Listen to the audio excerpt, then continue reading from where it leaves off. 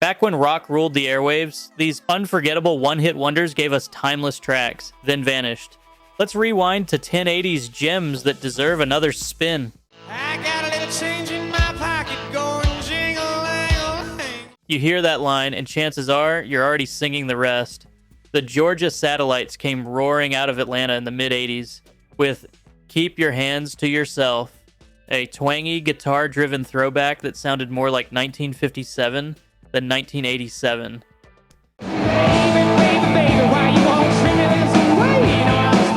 It was raw, fun, and didn't need keyboards or makeup to make its mark. The band had the chops, tight playing, gritty vocals, and a bar band energy that felt real. But despite the hype, their follow-ups never caught fire. Battleship Chains barely made a dent. So yes, they technically had more songs, but to most of us, Well, I got a little change in my pockets going jingle-lang-a-lang. they're forever tied to that one unforgettable line about marriage and patience. I'm working hard, you're working too. This was the kind of song that made you reach for the volume knob fast. One of those tracks that just sounded like the 80s were meant to sound. Autograph wasn't a household name, but Turn Up the Radio came out swinging, slick production, a fist-pumping chorus, and a solo that practically begged for air guitar. It was their debut single, and for a moment it looked like they'd go the distance. They opened for Van Halen. They had the look, the sound, the MTV video. But after that, not much.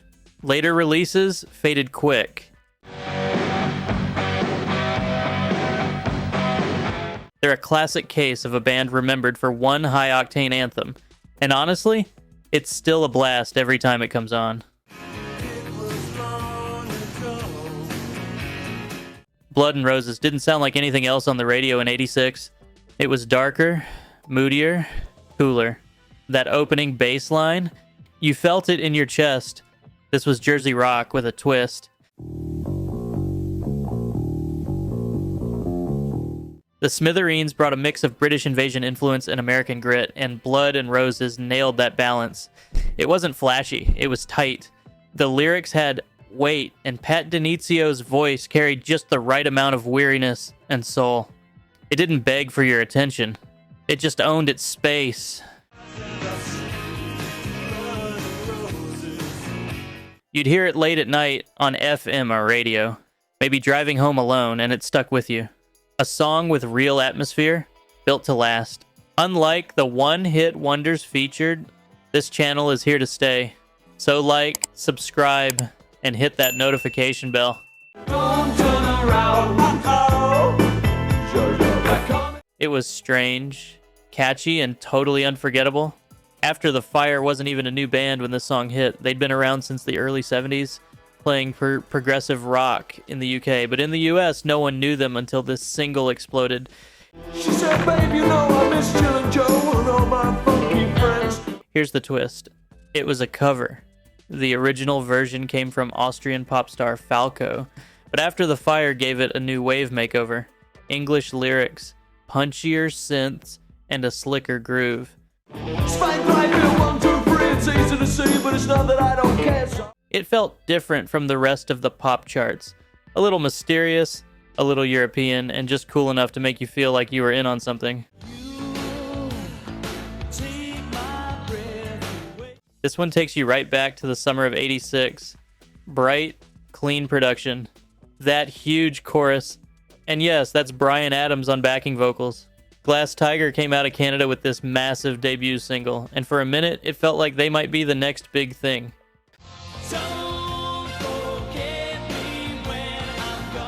It was sentimental, but never sappy.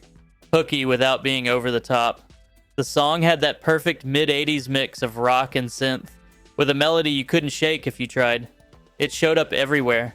MTV, radio, prom playlists. Even if you don't remember the band name off the top of your head, you definitely remember that chorus. It's a total time capsule. This was a side project, but it sure didn't sound like one. When members of Duran Duran, John and Andy Taylor teamed up with Robert Palmer and Tony Thompson from Chic. You got something slick, loud, and totally unexpected.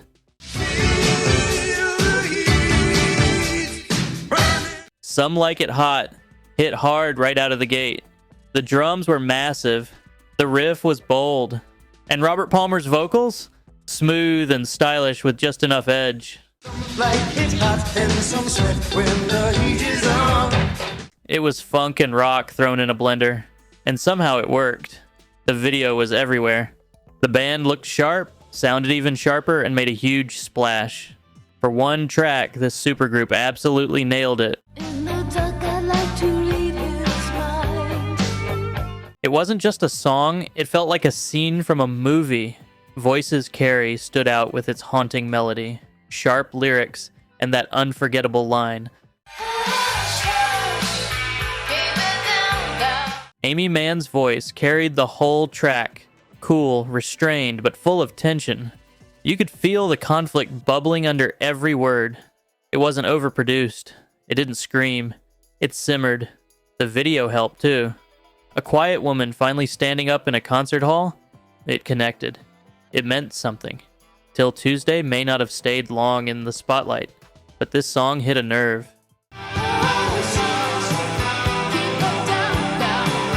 It was moody, modern, and miles away from your typical 80s pop.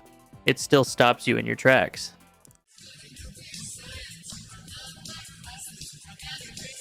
You've probably quoted this one without even realizing where it came from. It sounded optimistic, but it wasn't. Timbuk 3, a husband and wife duo with a drum machine, wrote it as a satire. A dark joke about nuclear threat, career pressure, and Cold War anxiety. But listeners took it as a feel-good graduation anthem. Ironic, right? It had a quirky sound. Jangly guitar, a laid-back beat, and a vocal delivery that almost smirked its way through the track. It got plenty of play on college radio and MTV, helped by the sunglasses and deadpan vibe in the video. One of the cleverest one-hit wonders of the decade, misunderstood at the time and kind of genius when you look back. Moses went up to the mountain high to find out. You don't hear many rock songs that name drop Moses and Elvis in the same verse, but this one pulls it off.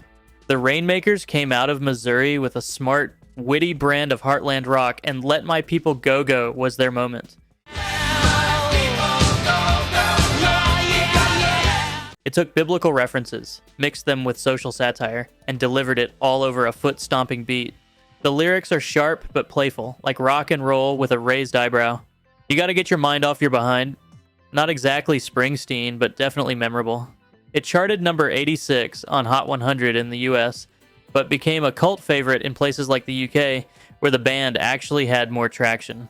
Catchy, clever, and a little weird, in the best way. Sometimes when this place gets kinda empty. Some songs just feel like a dream, and Under the Milky Way is one of them. The Church, a band from Australia, crafted this haunting, echo-laced track that didn't sound like anything else. In '88, it wasn't trying to be flashy or loud.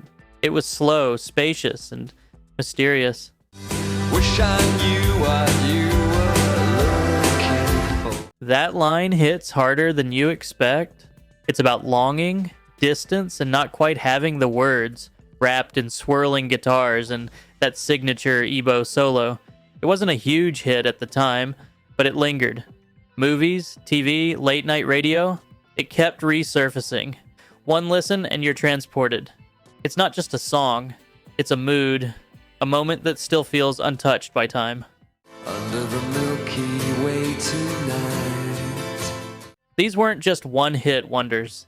They were lightning in a bottle, songs that stuck, bands that mattered, timeless echoes from the decade that refused to fade quietly.